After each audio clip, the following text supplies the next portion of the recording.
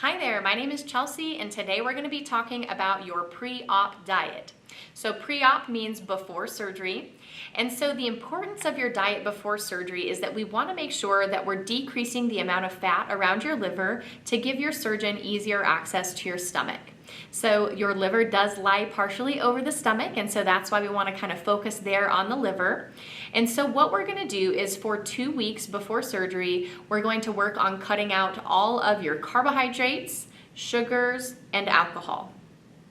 So carbohydrates are going to come from things like bread, pasta, tortillas, cereal. You can even get them from starchy vegetables such as corn, peas, or potatoes, beans, lentils, things like that.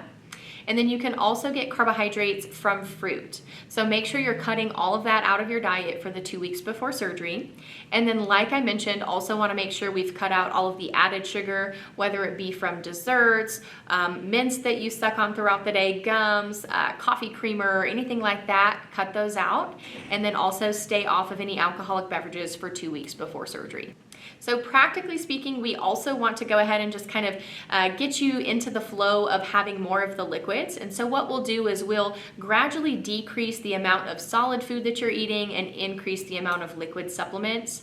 So for the first week of your diet, you're going to use a protein shake, whether it's a pre-made or one you make yourself, it doesn't matter, but you're going to use that protein shake once a day as a meal replacement. So essentially you can pick breakfast, lunch, or dinner, and whichever one works best for you, pick one a day for the first week, and instead of having a food meal, go ahead and have a protein shake. The second week of your diet, so this is the week leading up to your surgery, you're actually going to have 2 of those protein shakes each day as a meal.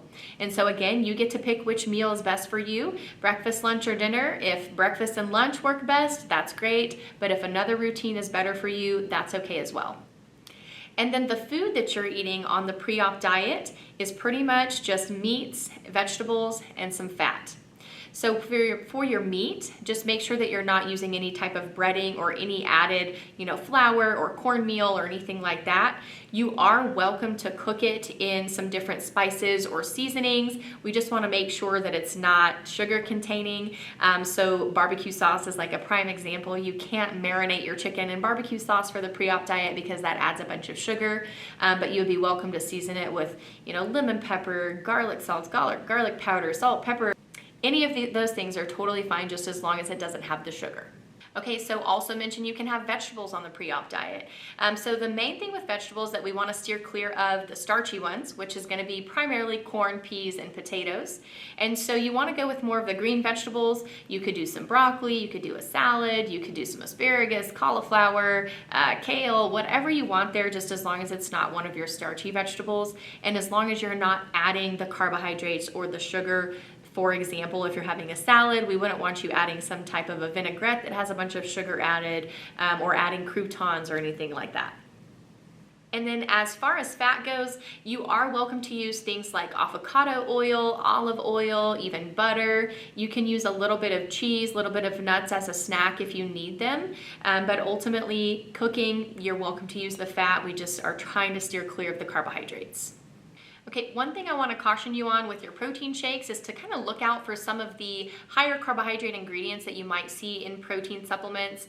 So Premier Protein is a prime example. They have an option that has oats added to it. Other proteins are going to have an option with fruit added.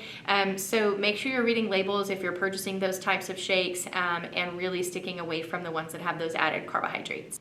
So there are menus available as a guide.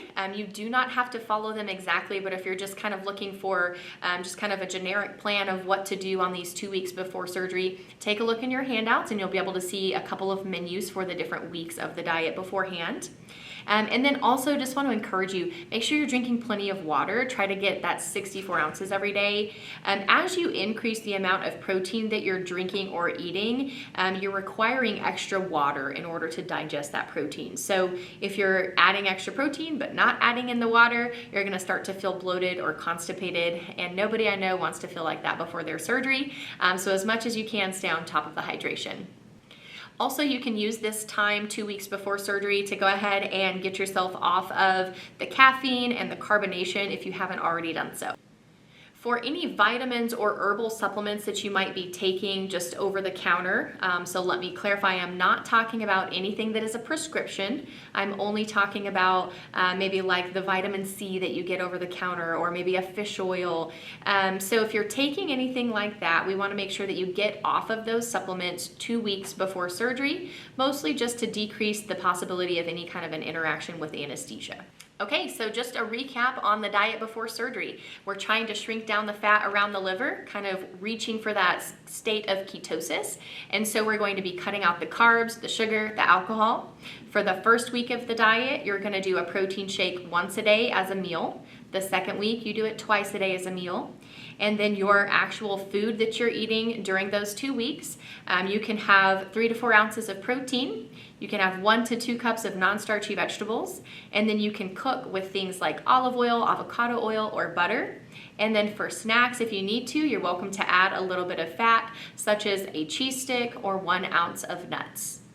Do make sure that you're drinking plenty of water and staying on track there. And if it's helpful for you to track that with the app, go for it, because that's one of the ways you can make yourself accountable to just meeting all of your goals. Okay, so good luck starting your pre-op diet. If you run into anything, you just let us know, but ultimately it's pretty straightforward. I know you'll be able to do it, so don't psych yourself out, and get going 2 weeks before surgery.